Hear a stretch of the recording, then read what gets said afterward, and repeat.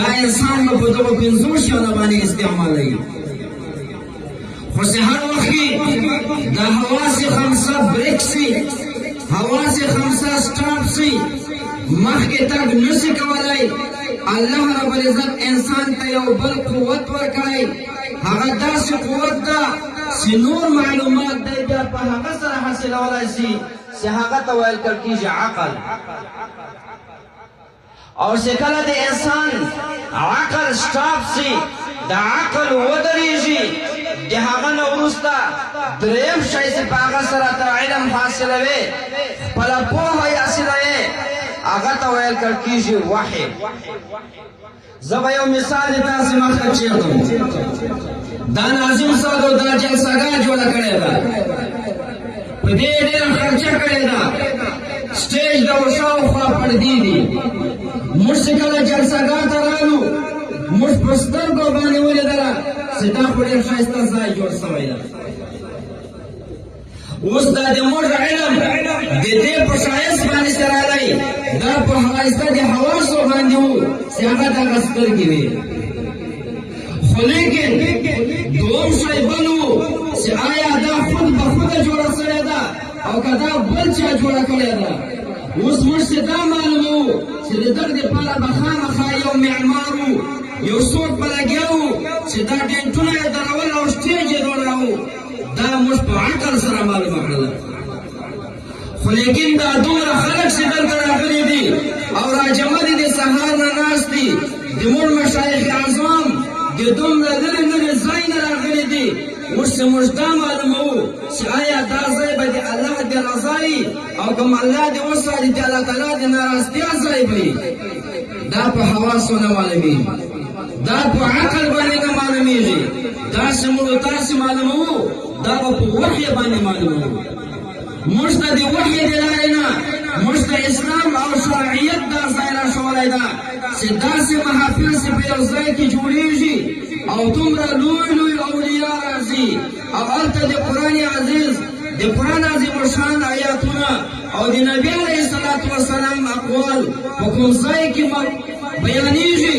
دا ځای د الله تعالی د مرحمت وي، دا ځای د خدای تعالی د انواراتو د عروج ځای وي، دا د الله تعالی د رضا ځای. مسلمانانو، کله چې الله رب العزت دغه انسان پیدا کړو، اول چې آدم علیه السلام پیدا شو، د آدم علیه السلام د پیدایش سره سره الله رب العزت مدرسه جوړوي.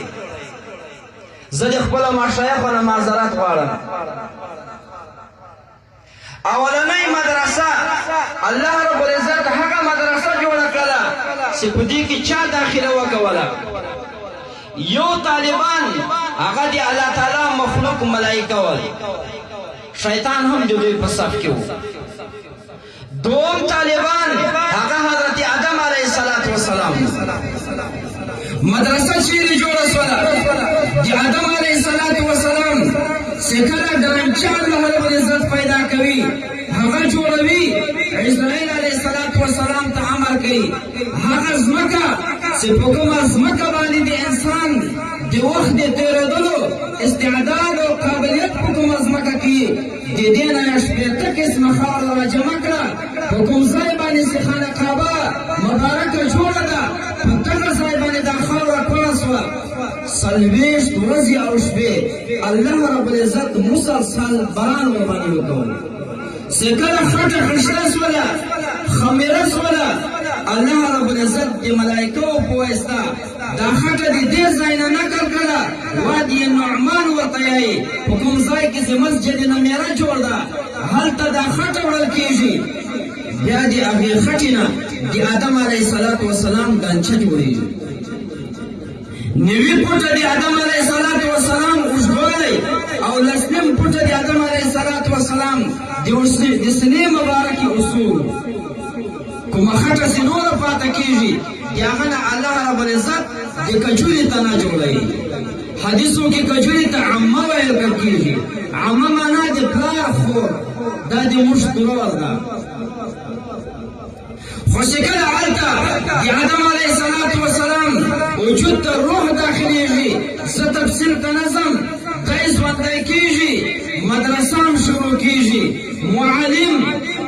بعض الله تعالی دا شاگردان ملائکه دي شاگردان حضرت آدم علیه السلام دا چې څنګه سبق ورته ورکړل کیږي د سبق نه وروسته بیا خپل معلم د خپلو شاګردانو نه امتحان اخلي اول ملائکه ورته وایي انبئوني باسماء هؤلاء اے ملائکه ما چې کوم سبق درته ښودلی ده کوم علم مې درکړی ده تاسې اوس ماته د هغو اشیاو د هغو چې کوم نومان دي هغه ماته تېر کړي سبق راته تېر کړي